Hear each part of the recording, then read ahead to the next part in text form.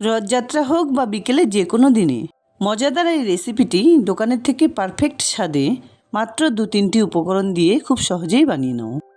মজাদার এই গজা বানানোর জন্য এখানে একটা থালায় আমি নিয়ে নিচ্ছি এই বাটির 1 বাটি ছেঁকে নেওয়া ময়দা।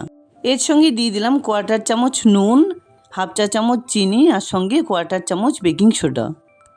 এর মধ্যে দিয়ে দিলাম 1 টেবিল চামচ ঘি আর সঙ্গে 1 চিমটি কালো জিরে। কালো জিরে অবশ্যই অপশনাল, তোমাদের পছন্দ না হলে অ্যাভয়েড করতে পারো। এবার সব কিছু একসঙ্গে করে ময়দাটাকে এভাবে ময়ান দিয়ে অল্প অল্প পরিমাণে জল দিয়ে খুব সুন্দর করে মেখে নিতে হবে। খেয়াল রাখতে হবে ময়দাটা যাতে খুব একটা নরম না হয়ে যায়। খুব সুন্দর করে মেখে নেবার পর ঢেকে 10-15 মিনিট এভাবে রেখে দিতে হবে। অন্যদিকে একটা বাটিতে আমি তুলে নিচ্ছি 1 টেবিল চামচ কর্নফ্লাওয়ার আর এর সঙ্গে 1 টেবিল চামচ মেল্টেড ঘি মিশিয়ে দিয়ে খুব সুন্দর করে দুটো একসঙ্গে করে মেখে নিতে হবে। অন্য আরেকটা প্যানে আমি নিয়ে নিচ্ছি 1 বাটি পরিমাণ চিনি, এর সঙ্গে দিয়ে দিলাম 1 বাটি জল। এর মধ্যে লেবুর একটা স্লাইস এভাবে মিশিয়ে দিয়ে খুব সুন্দর করে 4-5 মিনিট ধরে জাল করে নিতে হবে। 1 চিমটি জাফরান এর সঙ্গে মিশিয়ে দিলাম। লেবু মিশিয়ে দেওয়ার জন্য শিরাটা কিন্তু চটচটে হবে না। 5-6 মিনিট ধরে জাল করে নেবার পর খুব সুন্দর একটা শিরা তৈরি হলে নামিয়ে রাখতে হবে।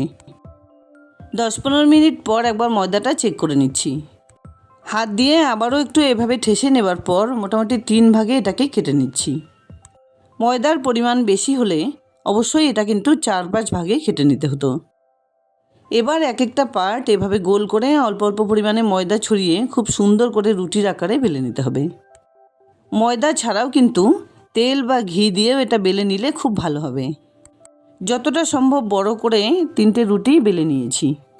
এবার এক একটা রুটি এভাবে কিচেন স্ল্যাবের উপরে রেখে ঘি আর কর্নফ্লাওয়ারের মিশ্রণটা এভাবে উপরে একটু ছড়িয়ে দিতে হবে। তার ঠিক উপরে আরেকটা রুটি এভাবে সেট করে তার উপরেও ঘি কর্নফ্লাওয়ারের মিশ্রণ মিশিয়ে দিতে হবে।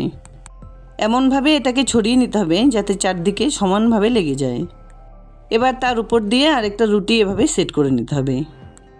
খুব সুন্দর করে 3টে রুটি একসাথে করে সেট করে নেবার পর একটা সাইড থেকে এভাবে রোল করে খুব টাইট করে পেঁচিয়ে নিতে হবে।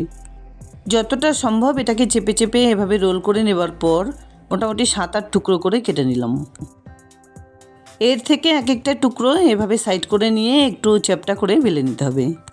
ভিডিওতে যেভাবে দেখানো রয়েছে স্টেপ বাই স্টেপ যদি তোমরা এই গজা রেসিপিটি বানিয়ে নাও তাহলে তোমাদের বানানো এই রেসিপিটিও কিন্তু দোকানের থেকে বেশি স্বাদে তৈরি হবে।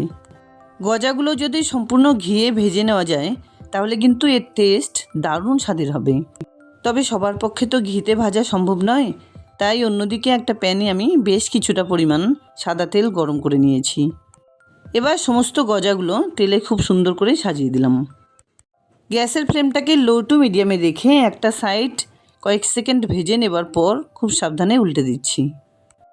একটা কথা অবশ্যই খেয়াল রাখতে হবে, গজাগুলো কিন্তু অনেক কটা লেয়ারে বানানো হয়েছে, তাই ভেজে নেবার সময় অবশ্যই যেন গ্যাসের ফ্লেমটা লো টু মিডিয়ামে থাকে।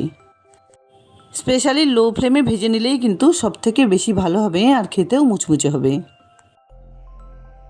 মোটামুটি 7-8 মিনিট ধরে ভেজে নেবার পর গজার কালার যখন এরকম সুন্দর গোল্ডেন ব্রাউন কালার হবে তখন এগুলোকে তেল ছেঁকে তুলে নিতে হবে।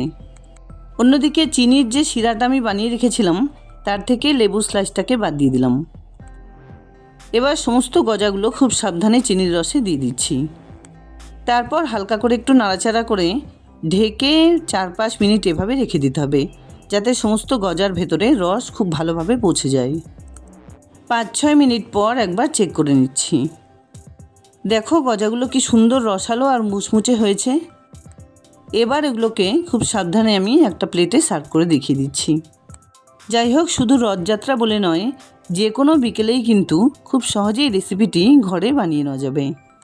তাই অবশ্যই একবার ট্রাই করার অনুরোধ রইল। আশা করছি আমার শেয়ার করা এই গজা রেসিপিটি তোমাদের খুব পছন্দ হয়েছে। যদি এতটুকুও ভালো লেগে থাকে তাহলে প্লিজ ভিডিওটাকে একটা লাইক করো, শেয়ার করো ফ্যামিলি ফ্রেন্ডসদের সঙ্গে।